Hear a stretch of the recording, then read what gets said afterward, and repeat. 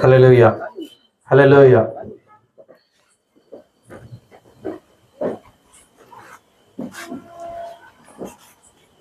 ప్రార్థించుకుందాం.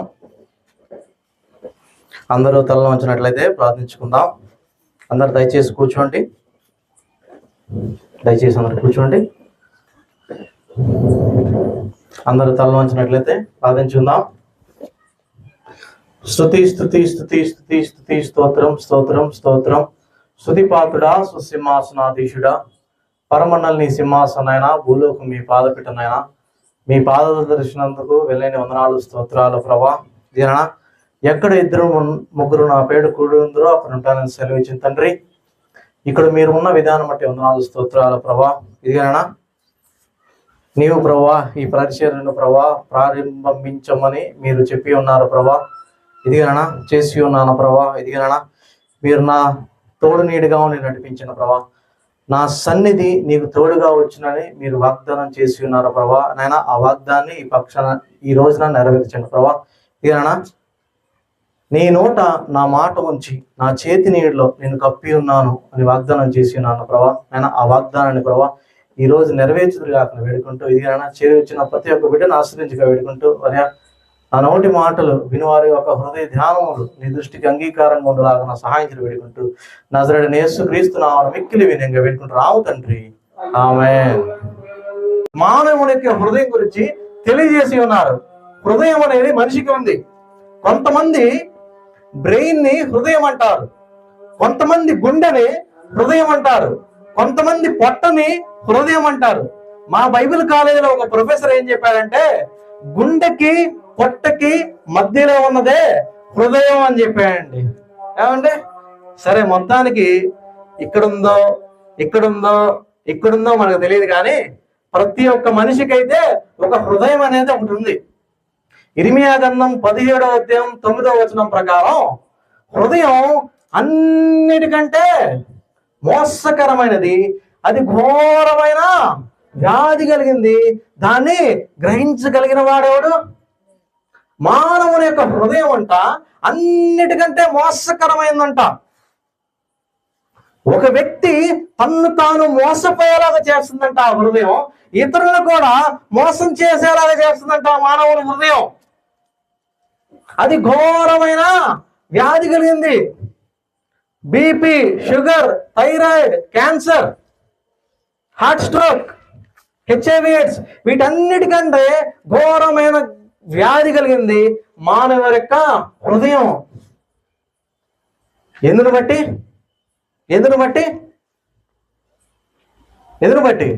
దేవుని మాట వినకపోవటం వల్ల, అపవాది మాట ఏమండి వినందువల్ల దాన్ని మానవుడు గ్రహించలేకపోతున్నాడు.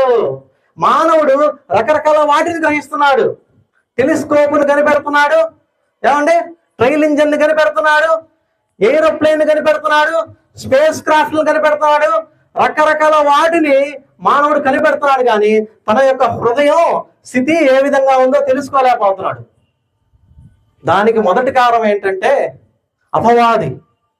దేవుని వాక్యం ఏం తెలుస్తుందంటే, ఈ యుగ సంబంధమైన దేవత అవిశ్వాసులైన వారి యొక్క మనోనేత్రాలకు గుడ్డితనం కలుగజేస్తుందంట. ఒక గుడ్డివాడు ఏ విధంగా అయితే ఇతర వ్యక్తుల్ని చూడలేడో, అదే విధంగా హృదయం ఏమండి ఆత్మీయ నేత్రాలు మూసుకుపోయిన వ్యక్తి హృదయం యొక్క పరిస్థితి చూడలేడు. రెండవదిగా అసలు మానవునికే తన యొక్క హృదయ రహస్యాలు, హృదయం యొక్క స్థితి ఏ విధంగా చూడాలో మానవుడికే ఇష్టం లేదంట. కీర్తనల గ్రంథం 52వ అధ్యాయంలో ఒక మాట ఉంటుంది. ఏమిటంటే, వివేకము కలిగి దేవుణ్ణి వెతుకువారు కలరేమో అని దేవుడు ఆకాశంలోంచి తొంగి చూసినప్పుడు ఒక్కరు కూడా లేరంట. మానవునికి తన యొక్క హృదయ స్థితి చూసుకోవడానికి ఇంట్రెస్టే లేదు. మూడవది, పాపం వల్ల ఒక వ్యక్తి తన యొక్క హృదయ స్థితి చూసుకోలేకపోతున్నాడు.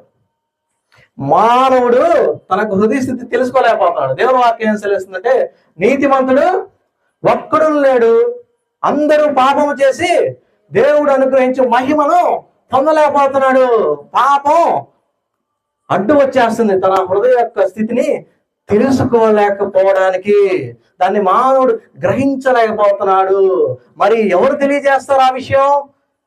ఈ అధ్యాయంలో యేసుక్రీస్తు ప్రభుల వారు హృదయాలను పరిశోధించే దేవుడు, అల్ఫా ఒమేగా అయిన దేవుడు తెలియజేస్తాడు హృదయంలో ఏముందో. చూడండి హృదయంలో ఏముందంట. మార్కు సువార్త 7వ అధ్యాయము 20వ వచనం చదవండి. మనుషుని లోపలి నుండి బయలువెళ్ళినది మనుషుని అపవిత్రపరుచును.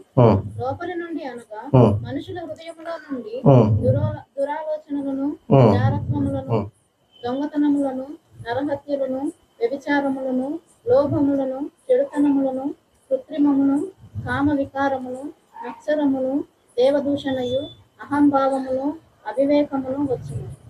ఈ చెడ్డవన్నీ లోపల నుండియే బయలువెళ్ళి మనుషుని అపవిత్రపరచునని ఆయన చెప్పారు. థ్యాంక్స్ అండి. లోపల నుండి అనగా మనుష్యుల హృదయములో నుండి దురాలోచనలు అంటే చెడ్డ ఆలోచనలు. ఆదికాండము 6వ అధ్యాయంలో 5వ వచనంలో ఏమని రాయబడిందంటే, మనిషి యొక్క హృదయము యొక్క తలంపులు ఎల్లప్పుడూ కేవలం చెడ్డవే. 24 గంటలు చెడ్డ ఆలోచనలే వస్తుంటాయి. 365 రోజులు చెడ్డ ఆలోచనలు వస్తానే ఉంటాయండి మానవుని యొక్క హృదయంలో. ఏమండి, సామెతల గ్రంథం 16వ అధ్యాయంలో ఒక మాట ఉంటుంది, చూడండి. సామెతల గ్రంథం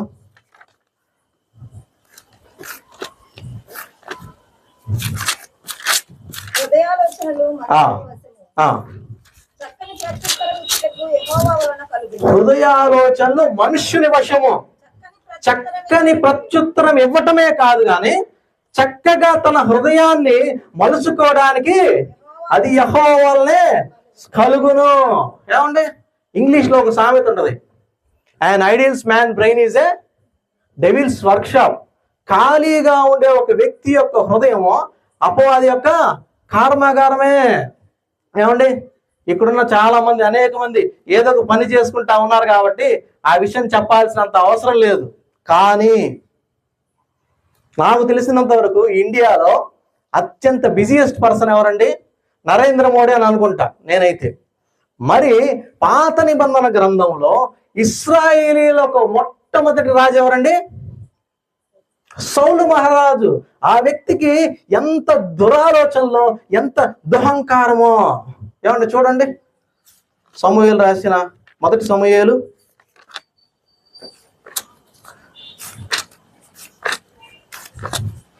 18వ అధ్యాయము 9వ వచనం. కాబట్టి నాట నుండి అందరు తీసారా అండి? చదవండి. కాబట్టి నాట నుండి సౌలు దావీదు మీద విషపు చూపు. 11వ వచనం చదవండి. ఒకప్పుడు సౌలు చేతిలో ఒక ఈట ఉండగా దావీదును పొడిచి గోడకు బిగించదననుకొని అంటే దురాలోచన కలిగి. సౌలు ఆ ఈటను చాలండి. 17వ వచనం చదవండి. సౌలు 17వ వచనం చెయ్యి వాని మీద పడకూడదు, ఫిలిష్తీయుల చెయ్యి వాని మీద పడును గాక అనుకొని ఏంటంట, దురాలోచన కలిగిన సౌలు ఏమండి తనేమో ప్రేరేపిస్తాడంట అవతల వ్యక్తులకి చంపమని, ఫిలిస్తీయులకి. వాస్తవానికి చంపుతుంది సౌలు గారే. తర్వాత 20వ వచనం. అయితే తన కుమార్తె అయిన మీకాలు దావీదు మీద ప్రేమ కలిగి ఉండగా సౌలు విని సంతోషించి ఆమె అతనికి ఉరిగా నుండునట్లు ఫిలిష్తీయుల చెయ్యి అతని మీద నుండునట్లును నేను ఆమెను అతనికి ఇత్తును అనుకొని ఇప్పుడు ననుకొని. సౌలు రాజు అత్యంత బిజియెస్ట్ పర్సన్ అయినా కానీ తన యొక్క ఆలోచనలు ఎప్పుడు కూడా దురాలోచనలుగానే ఉన్నాయి. ఇక్కడున్న మన యొక్క ఆలోచనలు ఏ విధంగా ఉన్నాయి? మంచి ఆలోచనలుగానే ఉన్నాయా లేకపోతే దురాలోచనలుగా ఉన్నాయా? యేసు క్రీస్తును సొంత రక్షకుడిగా అంగీకరించిన ఒక వ్యక్తికి యొక్క హృదయము ఏమంటే మంచి ఆలోచనలతో నిండి ఉంటది. అదే యేసు ప్రభువుల గారు మాత్రం మన హృదయంలో లేకపోతే దురాలోచనలతో నిండి ఉంటాయి. దాని తర్వాత మార్క్స్ వార్త వద్దకు రండి, 7వ అధ్యాయము.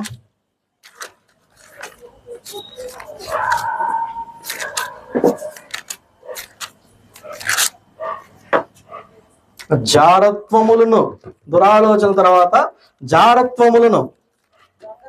జారత్వం అంటే ఏంటంటే వివాహం కాకముందు ఒక స్త్రీ ఒక పురుషుడు అక్రమమైన లైంగిక సంబంధం కలిగి ఉండటమే జారత్వం. దేవుడు వాక్యం ఏం సెలవుస్తుందంటే జారత్వం చేయవాడు కేవలం బుద్ధిశూన్యుడు, అట్టివాడు తన స్వనాశమునే కోరువాడు. వాడు దెబ్బలకును పాత్రులను, అతను కలిగిన అపకీర్తి ఎన్నటికి పోదు. జాగ్రత్తం చేసేవాడికి దెబ్బలు తగులుతానే ఉంటాయండి, ఎదురు దెబ్బలు తగులుతానే ఉంటాయండి. తన జీవితంలో సక్సెస్ అనేది ఏమీ ఉండదు. ఏం చేస్తున్నారా అంటే 10th class fail, inter fail, B Tech fail, ఎదురు దెబ్బలు తగులుతూనే ఉంటాయి. తనకు కలిగిన అపకీర్తి ఎన్నటికి పోదు. ఏమండి, ఒక ఇయర్ ఫెయిల్ అయ్యాడంటే, 1 సంవత్సరం అయిందంటే పాస్ అవుట్ ఎప్పుడు వచ్చింది? కరెక్ట్ టైంకి పాస్ అవుట్ అవ్వాల్సింది క్యాండిడేట్ ఇంకో టైంకి పాస్ అవుట్ అయితే ఎలా? ఏమండి, జాగ్రత్త. తర్వాత దొంగతనములు. దొంగతనం అంటే ఏంటంటే it's not always about stealing, it is about the mind set. Mind set అంటే దొంగ బుద్ధి అంటారు కదండి, దొంగ బుద్ధి అంటారు కదా. ఏమండి, దొంగ బుద్ధి అంటే ఏంటంటే మనకి 10 రూపాయలు ఇచ్చి 90 రూపాయలు దోచుకునేవాడు మన దగ్గర నుంచి ఒక దొంగ. ఏమండి, ఇతరులకు ఒక సమాచారాన్ని మన దగ్గర నుంచి మన యొక్క రహస్యాలను తెలుసుకొని వేరే వాళ్ళకంతా ప్రచారం చేసేవాడు ఒక దొంగ. ఇర్మియా గ్రంథం 17వ అధ్యాయంలో ఏమని రాయబడి ఉంటుందంటే, చదవండి ఒకసారి. ఇర్మియా గ్రంథం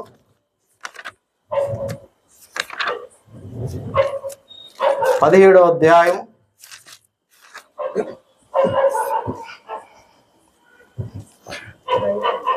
14వ వచనం. న్యాయ విరోధముగా ఆస్తిని సంపాదించుకున్నవాడు తాను పెట్టని గుడ్లను పొదుగు కౌజు పిట్టవలే అన్నాడు. జాగ్రత్త వినండి. సగము ప్రాయములో వాడు దాన్ని విడువవలసి వచ్చును, అట్టివాడు కడపటి వాటిని విడుచుతూ అవివేకిగా కనబడను. సగం ప్రాయంలో విడిచిపెట్టదారంట.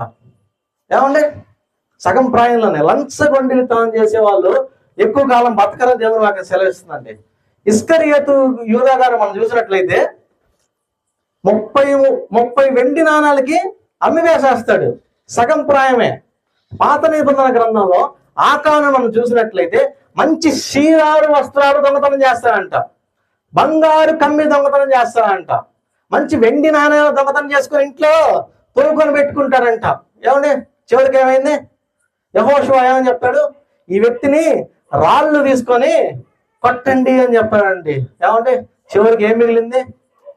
సగం ప్రాయంలోనే క్లోజ్. లంచం తీసుకునే వాళ్ళు ఒక పిల్లలు ఏ విధంగా ఉంటారంటే, ఏమండి, సగం ప్రాయమే ఉంటది వాళ్ళ ఇది. ఒకవేళ పైన రిటైర్మెంట్ ఫంక్షన్ బాగా జరుపుకోవచ్చేమో, కానీ నెక్స్ట్ జనరేషన్ వచ్చే వాళ్ళ పిల్లలు ఉంటారు చూసావా, వాళ్ళకి సగం ప్రాయమే ఉంటది. లేకపోతే మెంటల్లీగా కూడా ఇదైపోతారు. మన హృదయంలో దొంగ బుద్ధి ఏమైనా ఉందా? ఏమండి, దొంగిలించే బుద్ధి ఏమన్నంట? దేవునికి మన హృదయం కనిపిస్తే మనల్ని దేవుడి రాజులైన యాజక సమూహంలో దేవుడు చేరుస్తాడని చెప్పి ఈరోజు వాగ్దానం చేస్తున్నాడండి. దొంగతనములు. ఆ తర్వాత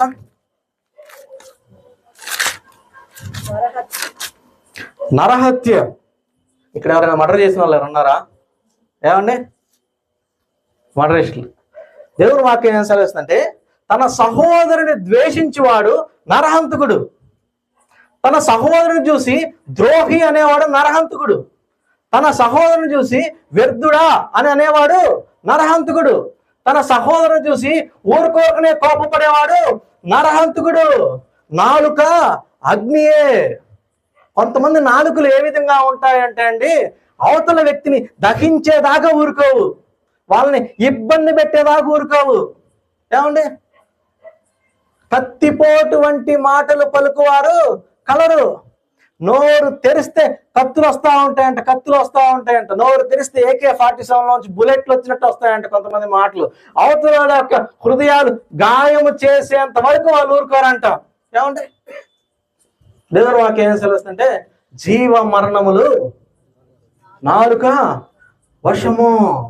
ఏమండి ఒక ఆయనంట వాళ్ళ పిల్లల్ని పట్టుకొని ఊరుకోరుక నువ్వు ఎందుకు పనికిరావు, నువ్వు ఎందుకు పనికిరావు, నువ్వు ఎందుకు పనికిరావు అన్నాడంట. వాడు నిజంగానే పనికి రాకుండా పోయాడంట. జీవ మరణములు నాలుక వశము. ఏమండి ఒక ఆయన అంట వాళ్ళ కొడుకు ఫెయిల్ అయ్యి వస్తే ఏమండి ఏమన్నా అంటే ఎందుకురా నువ్వు ఫెయిల్ అయింది, పోయి చావరా అనంట. నిజంగానే చచ్చిపోయాడంట. జీవ మరణములు నాలుక వశము. ఏమండి దేవుని బిడ్డలమైన మనం ఆడుకుని ఏ విధంగా మాడుతున్నాం? ఏమండి మనం నరహత్య చేసే విధంగా ఉండకూడదు. ఏమంటే దేవుని బిడ్డలుగా మనం ఒక వ్యక్తిని ఎంకరేజ్ చేసే విధంగా ఉండాలి, కానీ డిస్కరేజ్ చేసే విధంగా ఎంత మాత్రం ఉండకూడదు. తర్వాత నరహత్యల తర్వాత అమ్మా వ్యభిచారములను. వ్యభిచారములనంటే వివాహేతరమైన సంబంధాలు. వ్యభిచారము చేయవద్దా అన్న మాట మీరు విన్నారు కదా, వినారా లేదా? ఒక స్త్రీని మోహపు చూపుతో చూచి ప్రతివాడును అప్పుడే తన హృదయం ముందు వ్యభిచారము చేయుచున్నాడు. వ్యభిచారులను వేశ్యాంగులను దేవుడు తీర్పు తీర్చగా మానడు. ఒకడు తన ఒడిలో అగ్ని ఉంచుకునేలా వాని వస్త్రములు కాలకుండునా, ఒకడు అగ్నిలో నడుచుకునేలా వాని పాదములు కమలకుండునా. ఆ ఒక్క పాపము చేసేవాడు తప్పక నాశనమగును. వాటి నుంచి ఆ వ్యక్తి యొక్క శిక్ష ఎన్నటికీ తప్పించుకోవడం అని దేవుని వాక్యం సెలవుస్తుంది. చూడండి ఆ మాట చూపిస్తుంది. సామెతల గ్రంథం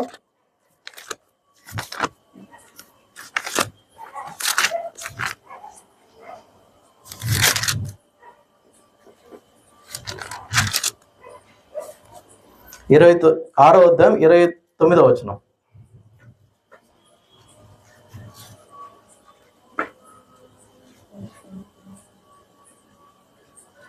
సామెతల గ్రంథం 6వ అధ్యాయం 29వ వచనం.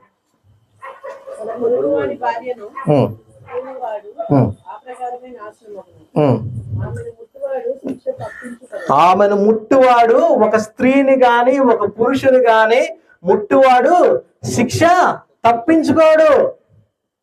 మేము జీవితంలో ఉన్న పాపాలన్నీ మేము చేసేస్తాము, దాని తర్వాత పరలోక రాజ్యానికి వెళ్ళిపోతాం అనుకోవద్దు. ఆ యొక్క శిక్ష తప్పించుకోడు.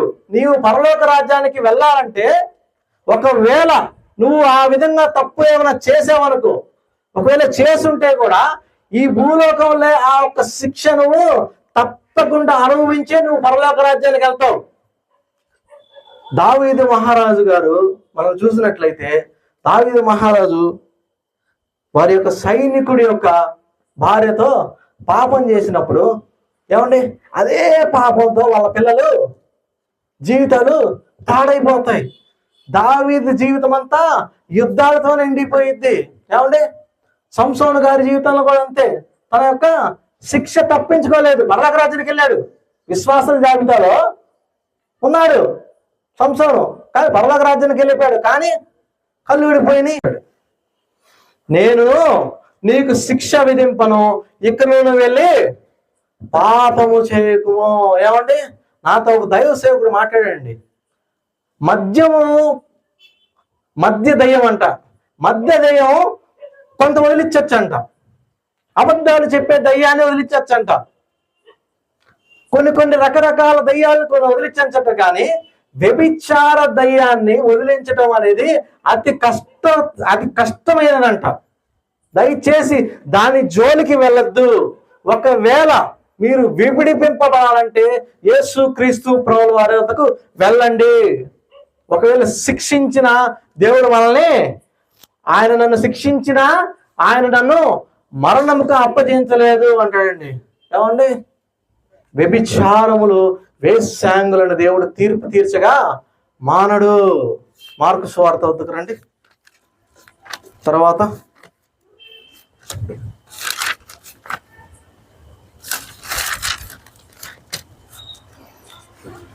విచారములను, లోభములను. లోభం అంటే ఎవరైనా చెప్తారా?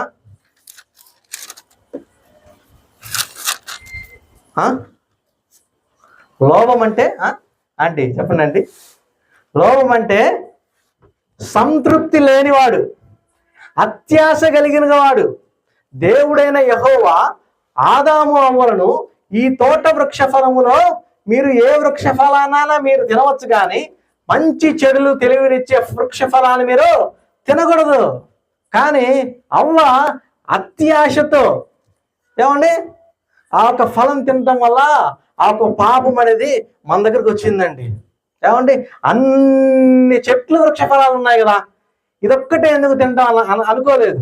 అత్యాశ. మన జీవితాల్లో ఒక కారు ఉంటే, ఒక బండి ఉంటే మనకి సరిపోదు, 4-5 కావాలా. ఒక కూర ఉంటే మనకి సరిపోదు, 4-5 కావాలా. ఒక ఇల్లు ఉంటే సరిపోదు, 4-5 కావాలా. ఏమండి దేవుని వాక్యం ఏం సెలవుస్తుందంటే, సంతృప్తి సహితమైన భక్తి గొప్ప లాభసాధకం. ఏమండి మీ జీవితంలో సంతృప్తి లేదా? ఏ విషయాలు ఈ లేవు అంటున్నారా? యేసు ప్రభు దగ్గరికి రండి, ఆయన సంతృప్తిని అనుగ్రహిస్తాడు. ఏమండి అపోస్తలుడైన పౌలు గారు యూదా మత ఆచారాలను పాటించే ఒక వ్యక్తి. అతని జీవితంలో ఏవేవో చేస్తున్నాడు, కానీ ఎప్పుడైతే యేసు క్రీస్తును తన సొంత రక్షకుడిగా అంగీకరించాడో, తన ఆస్తిని మొత్తం విడిచిపెట్టి పెంటతో సమానంగా చేసుకున్నాడు. నాకు యేసు ప్రభు ఉంటే చాలు అనే ఒక సంతృప్తితో మిగిలిపోయాడు. ఆర్ఆర్కే మూర్తి గారు తెలుసుగా, రాయసం రాధాకృష్ణమూర్తి. ఆయన బ్రాహ్మణులు. ఆయన యేసు క్రీస్తును అంగీకరించిన తర్వాత వారి యొక్క భార్య ఒప్పుకోలేదు. వారి యొక్క బంధువులందరినీ పిలిచి ఒక కాన్ఫరెన్స్ ఏర్పడించింది. ఇదిగో ఈయనకి యేసు ప్రభు పిచ్చి పెట్టింది, ఇతన్ని ఇంటికి తీసుకురావాలి, ఎట్లయినా అది వదిలేసేలా చేయండి అన్నారు. వాళ్ళందరూ కలిసి ఆర్ఆర్కే మూర్తి గారి దగ్గరకు వచ్చి, ఆర్ఆర్కే నీకేం కావాలి? డబ్బు కావాలా? ఆస్తి కావాలా? ఇల్లు కావాలా?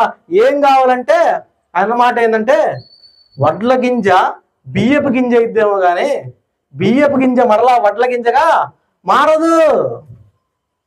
దైవజనులైన భక్త్ సింగ్ గారు కూడా 10,000 సంఘాలు కట్టారండి. ఆయన ఒక సిక్కు మతస్థుడు చెందిన వ్యక్తి. ఏమండి మామూలుగా క్రైస్తవ కుటుంబంలో పుట్టిన వాళ్ళే ఒక 10 సంఘాలు కూడా కొంతమంది కట్టలేకపోతున్నారు, కానీ సిక్కు మతానికి చెందిన వ్యక్తి 10,000 సంఘాలు కట్టాడు. ఆయన దగ్గరకు వాళ్ళు వచ్చారంట. కోటీశ్వరుడు ఆయన, మంచి బిజినెస్ మ్యాగ్నెట్ ఆయన. వాళ్ళందరూ వచ్చి, నీకేం కావాలి భక్త్ సింగ్? నీకు ఆస్తి కావాలా? నీకు అది కావాలా? ఇది కావాలా? ఆ యేసు ప్రభుని విడిచిపెట్టేనంటే నాకు ఏది వద్దు, నాకు యేసు క్రీస్తు ప్రభువే కావాలని అడిగాడండి. ఏమండి మనం యేసు క్రీస్తును సంతృప్తి కలిగి జీవిస్తున్నామా? అసలు యేసు ప్రభుని ఎదిరిగిన వాడు ఎప్పుడు కూడా సంతృప్తి కలిగి ఉంటాడండి. మీరు ఎవరైనా యేసు ప్రభుని సొంత రక్షకుడిగా మీ హృదయంలో అంగీకరించకపోతే, ఇదే మిక్కిలి అనుకూలమైన సమయం, ఇదే రక్షణ దినం, ఇదే అనుకూలమైన సమయం. మీ హృదయంలో యేసు ప్రభుని స్వీకరించండి, ఆయన మీకు సంతృప్తిని అనుగ్రహిస్తాడు. లోభములను, చెడుతనములను, కృత్రిమం అంటే it is not real, it is artificial. మానవుని యొక్క మాట ఆర్టిఫిషియల్ గానే వస్తుందండి. వాడి యొక్క నవ్వు ఆర్టిఫిషియలే, వాడి యొక్క బాధ ఆర్టిఫిషియలే. ఏమండి వాడి యొక్క ఏడుపు ఆర్టిఫిషియలే. ఈ మధ్య ఏఐ అని వస్తుంది కదండి. ఏంటి ఏఐ అంటే? Artificial intelligence. వాడు తినే ఫుడ్ ఆర్టిఫిషియలే. ఏమండి వాడి యొక్క భక్తి కూడా ఆర్టిఫిషియల్ అయిపోతుందండి. ఏమండి మా 10th క్లాస్ ఒక ప్రొఫెసర్ ఏమన్నాడంటే, ఒక స్కూల్ టీచర్ ఏమంటే, చైతన్య మనం తినేదంతా విషయమే అన్నాడండి. సరే రైస్ వండుకుందాం అని చెప్పి ఒక బౌల్ తీసుకొని నీళ్ళు వేసుకొని చూస్తే కొన్ని బియ్యం పైకి వస్తున్నాయి. ఏంటది? Plastic rice. మనం తినేదంట ప్లాస్టికే, కృత్రిమమైనదే. ఏమండి మన యొక్క నవ్వు కూడా కృత్రిమం అయిపోతుంది. బాగున్నారా అంటే బాగున్నాను, పక్కకెళ్ళి ఏదో. కొంతమంది బాధపడిపోతున్నారు, అన్నా నీకే సమస్య రావాలా, అక్క నీకే సమస్య రావాలా, పిన్ని నీకే సమస్య రావాలనుకుంటారు, కానీ లోపలేమో తెక్క దూరిందిలే, వీళ్ళకి కొవ్వంతా కరగాలే అనుకుంటారండి. కొంతమంది అసలు స్త్రీలు, కొంతమంది పురుషులు కూడా తక్కువేం కాదు, కొంతమంది ముసలి కన్నీళ్ళు కారుస్తున్నారు. మొత్తం ఆర్టిఫిషియలే. ఏమండి, దేవుని వాక్యం original true word of God. దీని దగ్గరికి రాబాబు అంటే నాకు ఆర్టిఫిషియల్ అయిన సినిమాలే కావాలంటాడు. ఏమండి, సినిమాలో నిజంగానే ఏమండి ఆ హీరో హీరోయిన్లు వివాహం జరిగిన సినిమాలో బయట నిజంగానే వాళ్ళు భార్య భర్తలుగా ఉంటారా? కాదు. మానవుడు ఆర్టిఫిషియల్నే ప్రేమిస్తున్నాడు. ఆ ఒక్క హీరో వల్ల తల్లి చచ్చిపోయింది, ఏడుస్తూ ఉంటాడు. అసలు నిజంగానే ఆమెకు తెల్లా? కాదు. అసలు నిజంగానే ఏడుస్తున్నాడా? నిజంగా ఆమె చచ్చిపోయిందా? కాదు. అంత ఆర్టిఫిషియల్, అంత కృత్రిమమైనది, అంత ఆర్టిఫిషియల్ అన్నమాట. ఏమండి, వివాహాలు కూడా ఆర్టిఫిషియల్ అయిపోతున్నాయి. అరే, స్త్రీలు పురుషులు వివాహం చేసుకోవటం ఏంది? పురుషులు వివాహం చేసుకున్న పద కృత్రిమమైనది. ఏమండి, సరే పురుషులు వివాహం చేసుకుంటారు, మేమేం తప్పు తిన్నాం, మేము ఫెమినిస్టులము, మేము ఉమెనిస్టులము అని చెప్పి స్త్రీలు కూడా వివాహం చేసుకోవాలని చెప్పి మాకంటూ ఒక చట్టం కావాలి అని కోరుకుంటున్నారు. చట్టం కూడా ఉన్నది, అంత ఆర్టిఫిషియలే. మన భక్తి కూడా ఆర్టిఫిషియల్గా ఉందేమో అండి.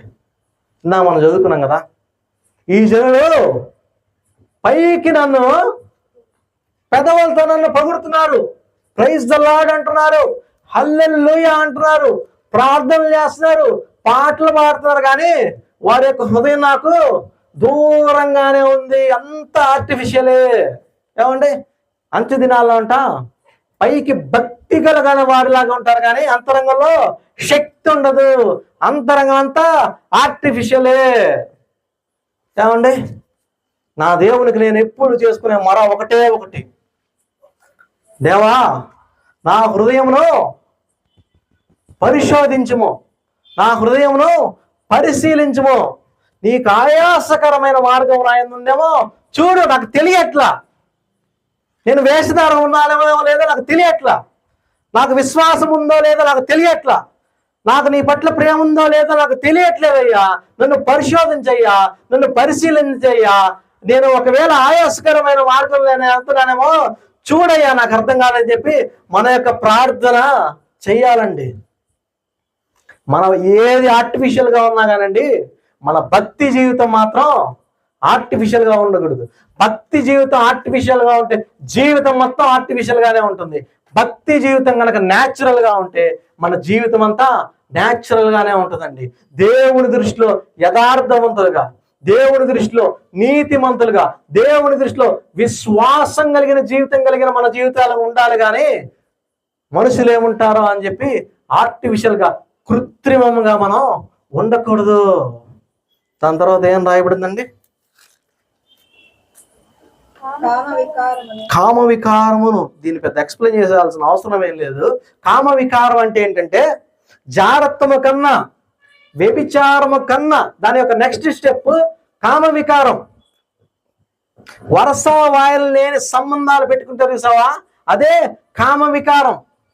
చెప్పటానికి కూడా వినటానికి కూడా అసహ్యం కలిగించేది, వాంతిని కలిగించే ఒక అక్రమమైన లైంగిక సంబంధాన్నే కామ వికారం అంటారు. 2 రోజులు ఒక పాపని ముసలివాడు అత్యాచారం చేయటం కామ వికారం కాకపోతే ఇంకేంటి?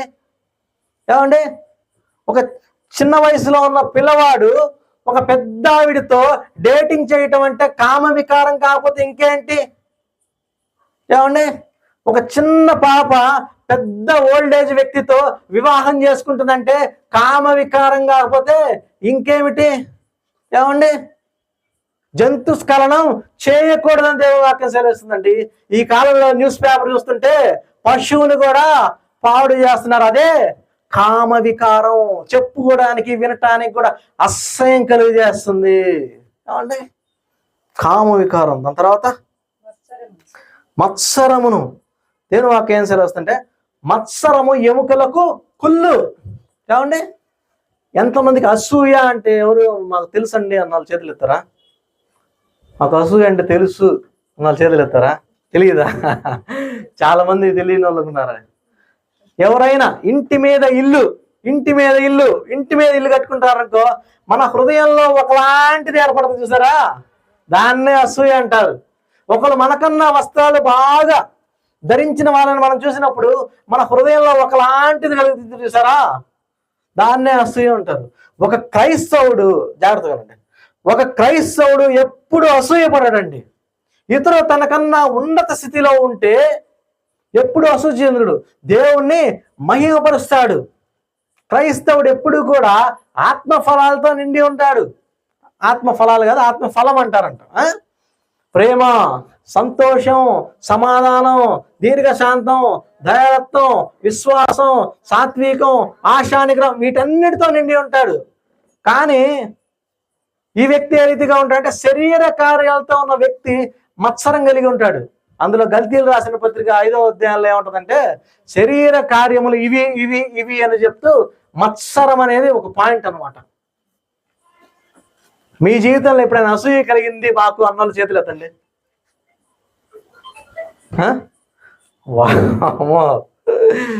అబ్బా, ఒక్కళ్ళు భక్తి పెరుగుతున్నారు, ఒకళ్ళు. ఏమండి, నా జీవితంలో కూడా ఎక్కువ శాతం ఎక్కువ రోజులు జరగలేదు. కానీ నేను రక్షింపబడిన కొత్తల్లో నా పక్కన ఒక వ్యక్తి ఉండేవాడు. చాలా భక్తిపరుడు అతను. నా ప్రక్కనే నించునేవాడు. అందరూ వచ్చి, బాబు నువ్వు భలే ఉంటావు, బాబు నువ్వు భలే చేస్తావు, బాబు నువ్వు అలా చేస్తావు, బాబు నువ్వు ఇలా ఉంటావు అని చెప్పి నా పక్కన వ్యక్తిని పొగుడుతున్నప్పుడు నా హృదయంలో ఒకలాగా అనిపించింది. నాకు తెలియదు, నేను రక్షింపబడిన కొత్తల్లో. అప్పుడు పరిశుద్ధాత్మ దేవుడు నాతో ఏం మాట్లాడంటే, నీ హృదయంలో చేదైన వేరే ఒకటి మొలిసింది చూసుకో అన్నాడు.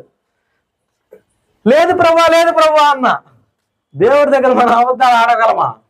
ఏమండి, దేవా, ఈ వ్యక్తిని చూస్తుంటే నాకెంతో మంచి స్నేహితుడు, ఈ వ్యక్తిని చూస్తుంటే నాకు అసూయ కలుగుతుందయ్యా, ఈ అసూయను నా నుంచి తీసివేయా అని చెప్పి ప్రార్థన చేశానండి.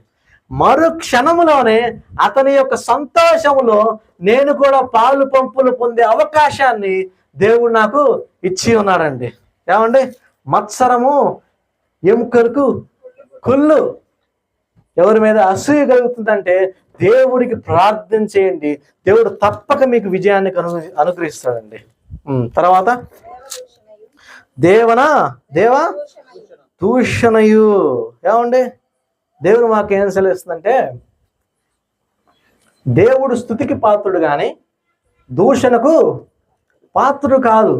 అపవాది ఏమి చేస్తాడంటే, మనం ఏ విధంగా అయితే దేవుణ్ణి దూషింప చేయాలని చెప్పి అపవాది విశ్వ ప్రయత్నాలు ఎప్పటికీ చేస్తూనే ఉన్నాడండి. దేవునికి దూరం చేస్తూనే ఉంటాడు అపవాది. మన యొక్క విశ్వాసం పోవాలని చెప్పి అపవాది విశ్వ ప్రయత్నాలు చేస్తూనే ఉంటాడండి. ఏమండి, మనం దేవుణ్ణి ప్రేమించకుండా ఉండేందుకు అపవాది విశ్వ ప్రయత్నాలు చేస్తూనే ఉంటాడండి. ఒక రోజంట యోబు యొక్క భార్యలో దూరిపోయాడంట. అప్పుడు యోబు గారి భార్య ఏముంది, నువ్వు ఇంకా నీ యొక్క యథార్థత విడిచిపెట్టి ఉండకుండా ఉంటావా? నువ్వు ఇంకా దేవుని ఎడల నీకున్న ప్రేమ ఏమండి ఇంకా ఉంచుకుంటావా? నీ యొక్క విశ్వాసం ఇంకా ఉంచుకుంటావా అంటే, దేవుణ్ణి దూషించి మరణము కమ్ము, దేవుణ్ణి దూషించి చావరాదా అనిందండి. ఏమండి, అప్పుడు యోబు గారు ఏమన్నారు, చంపుతూ చస్తా, నేను చంపి నేను చస్తానే అన్నాడా? లేదు. మూర్ఖురాలు మాట్లాడినట్లు నీవు మాట్లాడవద్దు. దేవుని వలన మనం మేలేనా కీడు కూడా అనుభవించాలి కదా అంటారండి. ఏమండి, దైవ దూషణ, దేవుని మీద సనగద్దు, గొనగద్దండి. ఆయన ఎప్పుడు మనం స్తుతిస్తానే ఉండాలి. ఇశ్రాయేలు ప్రజలు అంత రీతిగా నాశనం అయిపోవడానికి కారణం దేవదూషణ. ఏమండి, సనగగుడి. కొందరు సనిగి సంహారకుని చేత నాశనమైరి. చూడండి, కొరింథీయులకు రాసిన మొదటి పత్రిక 10వ అధ్యాయం 10వ వచనం. అందరు తీయండి, అందరు తీయండి. చదవండి అక్క. మీరు సనగపుడి వారిలో కొందరు సణిగి సంహారకుని చేత నశించిరి. ఏమండి, దేవుడు నాకు అది ఇవ్వలేదు, దేవుడు నాకు ఉద్యోగం ఇవ్వలేదు, దేవుడు నాకు అది ఇవ్వలేదు, ఇది ఇవ్వలేదు, అది ఇవ్వలేదు అని చెప్పి ఎప్పుడు దేవుడిని దూషించొద్దు. అపవాది మీ మీద దాడి చేస్తా ఉన్నాడు. మీరేం చేయాలి అప్పుడు? ఏమండి, మీరేం చేయాలా? ప్రార్థన అనే ఒక రక్షణ వలయాన్ని మనం ఏర్పాటు చేసుకోవాలి. తర్వాత దేవుని దోషి అహంభావమును. అహంభావం అంటే థ్యాంక్స్ అక్క. అహంభావం అంటే ప్రైడ్, గర్వం. కొంతమందికి అందంగా ఉన్నాననే గర్వం, కొంతమందికి ఆస్తి ఉందనే గర్వం, కొంతమందికి అధికారం ఉందనే గర్వం, కొంతమందికి సంతానం ఉందనే గర్వం, కొంతమందికి అందమైన భార్య లేకపోతే అందమైన భర్త ఉందని గర్వం, కొంతమందికి జ్ఞానం ఉందని గర్వం, కొంతమందికి తలాంతులు ఉన్నాయని గర్వం. శారీకి ఒక దాసి ఉంది. ఆ దాసి పేరేంది? హాగరు. అమ్మ హాగరు, నాకు గర్భఫలం వచ్చేలాగా లేదు, నాకు పిల్లలు పుట్టేటట్టు లేరు, నీ వల్లైనా గర్భఫలం దేవుడు నాకు అనుగ్రహిస్తాడేమో అని చెప్పి అడిగి అబ్రహాం వద్దకు పంపిస్తుందంట. హాగరు గారికి గర్భఫలం కలిగిద్ది. అప్పటి నుంచి అంట ఆమె యొక్క యజమానురాలు ఆమె దృష్టికి నీచురాలైపోయిందంట. ఎంత గర్వం అండి, ఎంత గర్వం అండి. ఏమండి, తన యొక్క కుమారుడి పేరేంటి? ఇష్మాయేలు. ఏమంటే 8వ దినమున సున్నతి చేసేటప్పుడు ఇస్సాకును అపహాసం చేస్తా ఉంటాడు. ఎవరు? ఇష్మాయేలు. ఏమంటే ద మదర్ ద సన్. చాలా మంది తల్లిదండ్రులు ఏ విధంగా ఉన్నారో పిల్లలు కూడా అదే విధంగా ఉంటున్నారండి. అధికారం, కొంతమంది అధికారం ఉందనే గర్వం. నెబుకద్నెజరు అనే రాజు అధికారం ఉందని చెప్పి ఏమండి ఈ యొక్క సామ్రాజ్యం అంతా నాదే, ఈ బబులోను సామ్రాజ్యం అంతా నాదే అని చెప్పి విర్రవిగాడు. చివరికి ఏమైంది? గడ్డి తిన్నాడు. ఏమండి, యెజబెల్ అనే ఒక స్త్రీ కూడా తన యొక్క అధికారాన్ని సరిగ్గా ఉపయోగించలేదు. తన యొక్క రాజ్యంలో ఉన్న ఒక ప్రజలు మేలుకోరాలే కానీ వారి యొక్క పంటలు, పొలాలు, తోటలు అన్ని తీసుకొని వాళ్ళని చంపేటట్టు చేస్తుంది. చివరికి ఏమైంది? ఆమె యొక్క రక్తము కుక్కలు నాకాయి. నాశనానికి ముందు గర్వం నడుచును. ఏమండి, పడిపోవటకు ముందు అహంకార మనస్సు నడుచును. ఏమండి, చివరిక అవివేకము. ఏమండి, ఇవన్నీ చదవండి. తర్వాత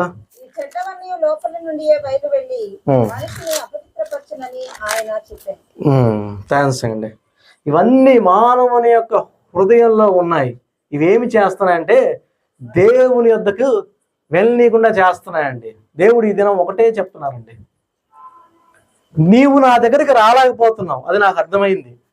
అందుకే నేను పరలోక రాజ్యాన్ని నేను విడిచిపెట్టి భూలోకంలో నీ కోసం వచ్చి 33.5 సంవత్సరాలు నీ కోసం జీవించి ఆ యొక్క శిలువ మీద లోక పాపమును మోసుకొని గొర్రె పిల్లగా నేను వధింపబడి నా రక్తమంతా కార్చి నీ యొక్క హృదయాన్ని మార్చాలని నేను వచ్చి ఉన్నాను.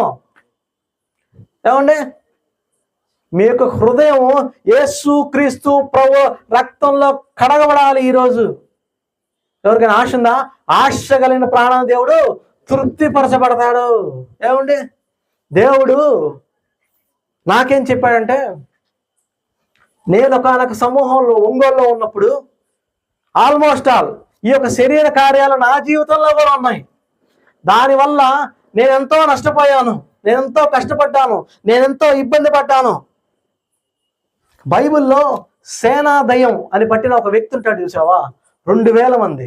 అంత కాకపోయినా ఏమండి, మరి నేను కూడా దగ్గర కొంత అదే పొజిషన్లో ఉన్నానేమో అని కూడా అనిపించేది చిన్న వయసులోనే. ఏమండి, దేవుడు నన్ను ముట్టాడు, దేవుడు నన్ను స్వస్థపరిచాడు. దేవుడు నాతో చెప్పింది ఏంటంటే, నేను ఒంగోలులో ఉన్నానండి. ఒంగోలులో ఉన్నప్పుడు నేను రక్షణ పొందుకొని నేను పొదిలికి వచ్చాను. నేను చిన్నప్పుడు పొదిల్లో ఉన్నా, అప్పుడు నాకు రక్షణ లేదు. నేను ఒంగోలుకి వెళ్ళా, నా జీవితం ఇష్టానుసారంగా జీవించాను. నేను ఒంగోలుకి తిరిగి పొదిలి వచ్చిన తర్వాత ఏమండి నేను ఆ వ్యక్తిని అయితే కాదు. దేవుడు నాకు రక్షణ అనుగ్రహించాడు. రక్షణ అనుగ్రహించి దేవుడు నాకు ఈరోజు ఏం చెప్పాడు తెలుసా? ఈరోజని కాదు, నాతో చెప్తుంది నేను తెలుసా? నువ్వు నీ ఇంటి వారి వద్దకు వెళ్ళు, నీ యొక్క బంధువుల దగ్గరికి వెళ్ళు. నేను పొదిలికి రావడానికి కారణం మెయిన్ రీజన్ అదే. నేను హైదరాబాద్ కానీ చెన్నై కానీ వేరే దగ్గరికి వెళ్ళి సేవ నేను నేర్చుకొని సేవ చేద్దామని చెప్పి నేను ఆశపడ్డా, కానీ కుదరలేదు. దేవుడు నాతో ఏం చెప్పాడంటే, సేనా దయ్యంకి వదిలిపెట్టారు చూసావా, సేనా దయ్యం వదిలిపెట్టాడు ఉంటుంది చూసావా, ఆ వ్యక్తికి ఇచ్చిన వాగ్దానం దేవుడు నాకు ఇచ్చాడండి. నీ ఇంటి వారి వద్దకు వెళ్ళు, నీ యొక్క బంధువుల దగ్గరికి వెళ్ళు, నీవు వారి దగ్గరికి వెళ్ళి నీవు సేవ చేశాడన్నా అని చెప్పాడు. కాబట్టి దేవుడు నేను ఇక్కడికి వచ్చానండి. ఏమండి, మీ జీవితాలు కూడా దేవుడు అదే విధంగా దేవుడు వాడుకోవాలని చెప్పి దేవుడు ఆశపడుతున్నాడండి. ఈ పొదిలి మరియు చుట్టుప్రక్కల ప్రాంతాలలో మీరు కూడా అదే విధంగా సేవ చేయాలని మీలో ఒక హృదయం దేవునికి అర్పించి, ఏమండి, ఇందాక గాంధీని ప్రార్థన చేశాడు, హృదయ శుద్ధి కలిగిన వారు ధన్యులు, వారు దేవుని చూచెదరు. ఏమండి, బీటెక్ చేసి సేవకొచ్చా, బీటెక్ చేసి సేవకొచ్చా, బీటెక్ చేసి సేవకొచ్చా కాదు. ఆయన బలిని కోరట్లేదు. నేను కనికరమనే కోరుకుంటున్నాను కానీ బలిని కోరుకోవట్లేదు. నీవు దగ్గరుండి నా మాట వింటేనే. బీటెక్ చేసి సేవకు వస్తే ఏం ఉపయోగం లేదండి. ఏమంటే దేవుని పనులు చేయటం వల్ల ఏం ఉపయోగం లేదు. ఏమంటే మీ హృదయాలని దేవునికి ఇవ్వండి. చిన్న ప్రార్థన చేసి ఈ యొక్క కూడిక ముగించుకుంటాం. మమ్మల్ని మిక్కిలిగా ప్రేమించిన మా ప్రియ పరలోక తండ్రి, వందనాలు, స్తోత్రాలు ప్రభా. గడిచిన కాలం అంతా ప్రభా మీ కృపలో భద్రపరిచిన విధానం బట్టి వందనాలు, స్తోత్రాలు ప్రభా. ఈ రోజు మొత్తం ప్రభా తోడు నీడగా నడిపించిన విధానం బట్టి వందనాలు, స్తోత్రాలు ప్రభా. ఇదిగోనైనా ప్రార్థనా పూర్వకంగా ప్రభా సిద్ధపడిన ప్రభా మీ సందేశాన్ని ప్రభా అయ్యా, ఇదిగోనైనా నాకున్న బలాన్ని బట్టి, జ్ఞానాన్ని బట్టి, అయ్యా మీ యొక్క శక్తిని బట్టి ప్రభా నేను ప్రభా చేసుకున్నాను ప్రభా. ఇదిగా మీ దృష్టికి యోగ్యంగానే ప్రభా, సిగ్గునక్కడ పనివానిగానే ప్రభా, సత్యవాక్యం ప్రభా సరిగా నేను విభజించేవాడిగా ప్రభా, ఇదిగా నేను ఉన్నాను లేదా నాకే తెలియదు కానీ తండ్రి, ఇదిగా యథార్థంగా ప్రభా మీ యొక్క సేవ చేసినప్పుడు ప్రభా వాటి యొక్క ఫలాలు ప్రభా మేము కోస్తామని చెప్పినట్టుగా ప్రభా, ఇదిగా ఇక్కడున్న వాక్యం విత్తబడి ఉన్నది ప్రభా. ఆ వాక్యం ప్రభా 30ంతలుగా 60ంతలుగా ప్రభా 100ంతలుగా ఫలించట్లే చేయలాగా సహాయించి వేడుకుంటా. ఆయా అపవాది ప్రభా నాయన ఆ ఒక్క వాక్యాన్ని నాయన ఎత్తుకొని పోకుండా ప్రభా అయ్యా మీ యొక్క నాయన ఆ వాక్యాన్ని ఫలింపచేదురుగా వేడుకుంటూ, ఇవాళ మీ చిత్తమైతే ప్రభావ మరి యొక్క తరుణాన్ని మాకు దయచేదురు వేడుకుంటూ, సమస్త ఘనత మహిమ ప్రభావాలు మీరు ఆరంభించి వేడుకుంటూ, నజరేయుడైన యేసుక్రీస్తునామమున మిక్కిలి వినయంగా వేడుకుంటున్నాము తండ్రి, ఆమేన్. అందరికి వందనాలండి. ఇక్కడ చూస్తుంటే LEF ఫౌండేషన్ లాగా ఉంది నాకు. లైమెన్స్ ఎవాంజలికల్ ఫెలోషిప్ ప్రారంభ నుంచి మరి అన్న బిగినర్ లాగే అన్న ఉన్నాడు. మరి నాన్నగారి పాటలు, అక్కగారి పాటలు కూడా బిగినింగ్ స్టేజ్ లాగే ఉంది. మరి అన్న ఒక ప్రార్థన కూడా బిగినింగ్ స్టేజ్ లాగా అనిపించింది. మరి నాకు వాక్యం చెప్పే విధానం కూడా లెర్నింగ్ స్టేజ్ లాగా నాకు అనిపిస్తుంది. మీరందరూ మీ యొక్క వ్యక్తిగతమైన ప్రార్థనలో నన్ను జ్ఞాపకం చేసుకోండి. నా మాటలు కూడా మీరు గమనించారో లేదో, నా మాటలు తడబడుతున్నాయి.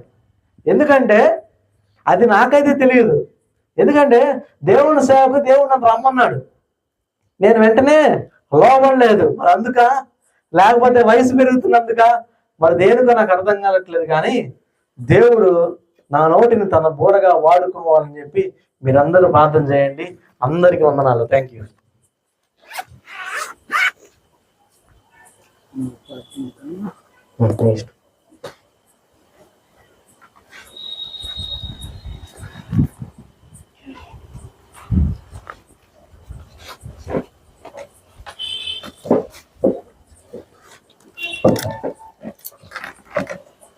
అందరికీ వందనములు.